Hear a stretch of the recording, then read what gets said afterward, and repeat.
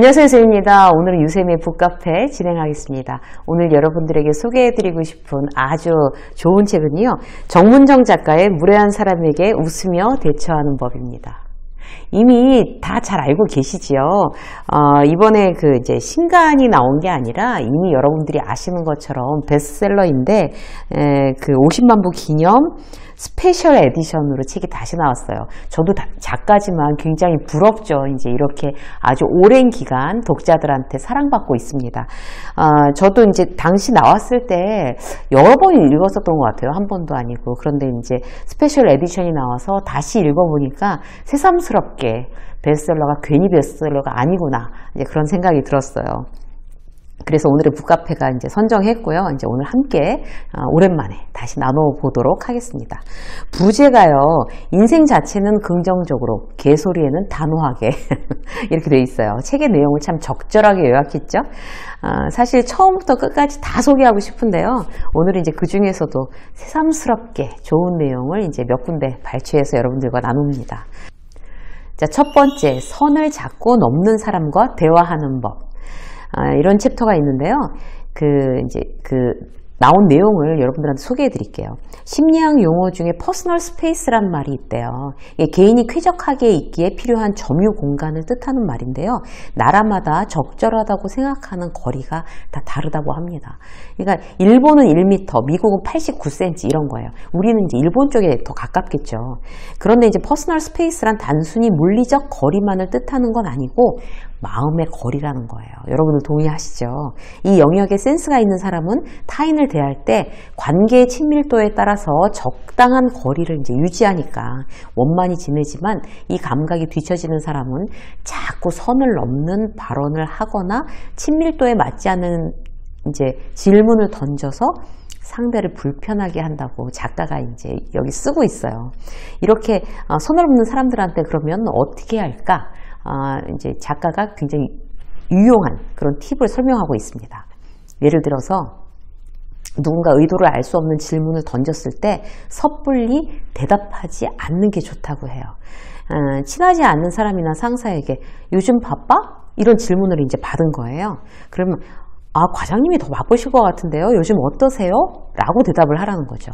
그러면 보통 상대는 여기 답하면서 자신이 질문한 의도를 함께 말할 거래요. 단순히 안부를 물은 건지 아니면 업무를 이제 떠맡기기 위해서 그런 건지 들은 후에 나의 상황을 말해도 늦지 않다. 이렇게 이제 팁을 주고 있습니다. 질문자의 의도를 곧바로 알 수는 있지만 대답하기 불쾌한 경우에는 딴청을 부리는 것도 이제 같은 그런 방법이래요. 좋은 방법이래요. 예를 들어서 너 페미니스트지? 이렇게 질문을 받았을 때 네, 아니요. 이렇게 대답부터 하지 않고 페미니스트가 정확히 무슨 뜻이에요? 또는 왜 그렇게 생각하시죠? 이렇게 물어보라는 거예요. 여기서 중요한 것은 불쾌한 티를 내시면 안 된다고 합니다. 그러면 상대는 이제 여성 우월주의자를 페미니스트라고 하지 않냐? 네가 아까 하는 말을 들어보니까 같은 그렇게 난 들렸어 라든지 이제 이런 식의 어떤 해명을 하다가 스스로의 논리가 빈약함을 깨닫고 급히 화제를 돌리게 된다고 해요. 이런 어떤 이제 방법들 굉장히 무례한 사람들한테 쓰기에 아주 좋은 꿀팁을 지금 전해주고 있어요. 질문자의 의도를 모르더라도 대답하기 꺼려지는 질문도 있잖아요. 논쟁이 예상되는 질문, 정치 얘기나 이런 거. 그저 들어주기만 하는 것도 좋은 방법이라고 그래요. 예를 들어서 이제 최저시급에 대해서 어떻게 생각해? 이렇게 그런 질문을 친분이 없는 그런 사람한테 받았을 때 그냥 대화의 공을 상대한테 넘겨준다는 거죠. 보통 상대가 나를 훈계하거나 떠보려고 하는 경우가 대부분이기 때문에 그쪽으로는 별로 생각해보지 않았습니다. 이렇게 나의 패를 보이지 않는 선에서 끝내는 게 대화를 빨리 종료할 수 있는 기술이라고 이야기합니다. 근데 이제 제가 이제 굉장히 이 작가가 우리 이제 독자들한테 던지는 그런 해법이 그렇구나. 저도 굉장히 공감을 하긴 하는데, 여러분들께서 절대 조심하셔야 될 게 뭔가 하면 평상시에 습관이 이렇게 붙어 있으시면 안 돼요. 절대로. 이거는 무례한 사람, 나를 만만히 보는 사람, 그리고 그렇게 어떤 이제 나를 휘두르려고 하는 그런 좋지 않은 사람에게 나를 방어하는 말하기 방법을 팁을 드리고 있는 거예요. 근데 일반적으로 이런 이제 대답하지 않는 말 습관이 그냥 일반적인 사람들한테도 이렇게 했다가는 굉장히 오히려 거꾸로 내가 무례하게 보일 수가 있는 거죠. 그래서 좋지 않은 사람들, 나를 이제 이용하려는 사람들한테는 이런 식의 어떤 철벽 방어하는 이 대답하기, 여러분들 꿀팁 잘 메모하셨죠? 이렇게 한번 활용해 보세요. 자, 두 번째, 그런 척을 하다 보면 정말 그렇게 된다 라는 챕터가 있어요. 하버드대 에이미 커디 교수가 연구한 대표적인 불안 증상, 가면 현상이라고 하는데요. 이건 어떤 건가 하면 자신의 진짜 능력은 보잘것없다고 믿으면서 이 사실이 남에게 알려질까 봐 두려워하는 것을 뜻한다고 합니다. 이런 사람이 주변에 생각보다 많아요. 그죠? 여러분들 주변에도 있으시죠? 이런 경우에 이제 자기의 그런 불안 증세, 그런 생각을 자신 없고 막 이런 거, 그런 거 바꾸려면 자세부터 바꾸라고 조언하고 있어요. 남들이 보기에 자신감 있는 것처럼 행동하면 남들뿐 아니라 어느 순간 자기 자신도 그렇게 믿게 된다는 거죠. 저도 그래요, 사실. 사람이 요즘 이제 대면으로 전부 강의를 하기 때문에 사람이 아주 많이 모이는 그런 데서 강연을 하는 경우들이 있어요. 막 극장 같은 데서, 콘서트홀 같은 데서. 그러면 저도 대단히 긴장이 돼요. 지난번에 이제 그런 경우가 있었는데 스태프들이 사람들이 너무 많이 오니까 스태프들이 다 너무 긴장을 한 거예요. 스태프들이 막 다 쫄아가지고 막 그러고 있어요. 그래갖고 제가 아니 강의는 내가 하는데 여러분은 왜 그렇게 다들 긴장하고 계세요? 자 즐겁게 박수 즐겁게 하시자고요. 즐겁게 재밌잖아요. 이런 이벤트가 이렇게 사람 많이 모이는 이벤트가 자주 있는 것도 아니고 제가 막 그렇게 막 떠들었어요. 왜?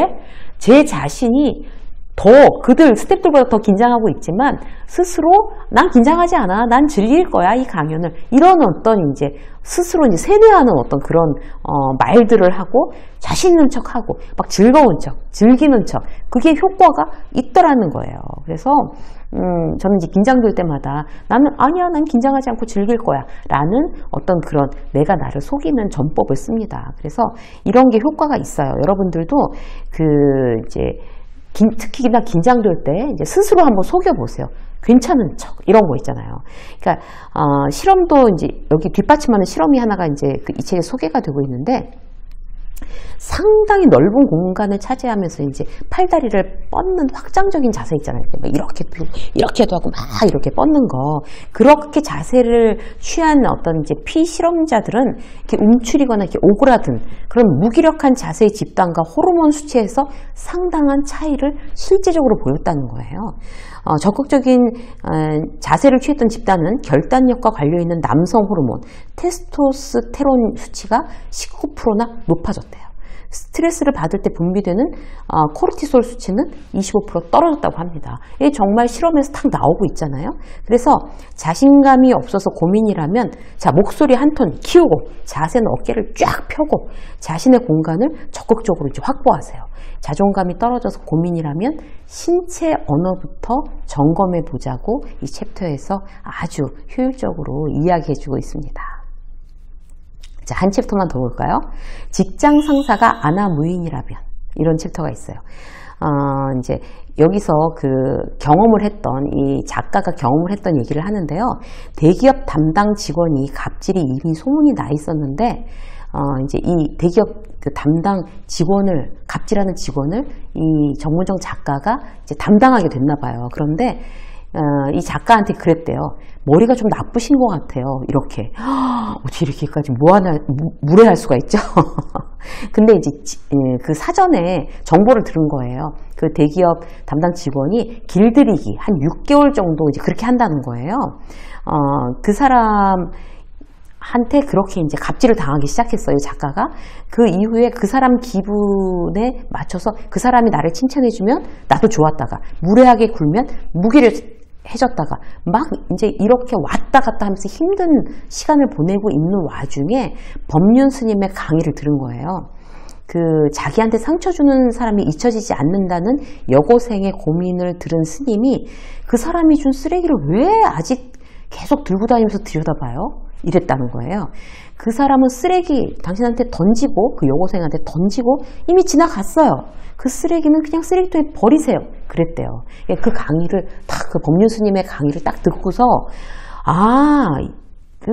나도 지금 쓰레기를 계속 이렇게 쥐고 들고 다니고 있구나. 이렇게 작가가 느끼고서 그다음부턴 비난하든 칭찬하든 그건 내 것이 아니라고 생각하자고 이제 결심을 한 거예요. 그다음부터 상처를 덜 받게 됐대요. 그래서 그가 뭐 어떤 말을, 무례한 말을 하든 무슨 말을 하더라도 별다른 동의 없이, 알겠습니다. 이렇게 돌아서서 잊어버린 거예요. 쓰레기통에 탁 던지고 지나가는 거죠, 자기는. 그렇게 하는 거죠. 그래서, 그런 모습에 이제 담당자가 이제 당황하기 시작한 거예요. 이제, 만만치 않구나, 이 사람. 이렇게 느끼는 것처럼 보였대요. 그래서, 그 담당자, 대기업 그 갑질하는 담당자의 인정을 갈구하지 않게 되니까 되려 나를 의식하고 존중하기 시작했다고 합니다. 우리들도 이제 그런 방법을 써보시자는 거죠. 그렇게 이제 2년 일하고 서로 고마워하면서 이제 헤어졌대요. 권력 관계가 확고할 때 직장 상사나 나한테 충분히 어떤 영향력을 강력하게 휘두르는 사람한테 그런 사람이 도저히 말을 안 통하는 사람이다. 그러면 이제 우리 이제 상처받고 그걸 오랫동안 곱씹게 되잖아요. 이제 아무것도 이제 그 사람한테 뭘 대들거나 이제 뭔가 이렇게 같이 뭐 무례하게 하거나 이럴 수 없으니까 그렇게 한번 말해줬어야 되는데 막 이렇게 되는 거예요. 그렇게 괴로워하는 사람한테 작가가 이 방법을 추천해 주고 싶다고 합니다. 재활용도 안 되는 쓰레기는 울면서 들고 있지 말고, 저는 이 말이 되게 인상적이었어요. 울면서 들고 있지 말고 미련 없이 쓰레기통에 탁 내버리라고 합니다. 정말 그 제목처럼 무례한 사람한테 웃으면서 대처하는 방법이 되겠죠. 직장 상사가 만약에 아나무인이라거나 여러분들은 누군가가 갑질을 하는데 그와의 관계를 계속 지키고 나가야 할 수밖에 없는 상황이라면 이렇게 쓰레기통에 받아서 바로바로 다른 관계없는 쓰레기는 버린다 라고 생각해보는 그런 마음의 습관도 대단히 유익하지 않을까 생각됩니다. 이세미 북카페 오늘 여기까지 하겠습니다. 고맙습니다.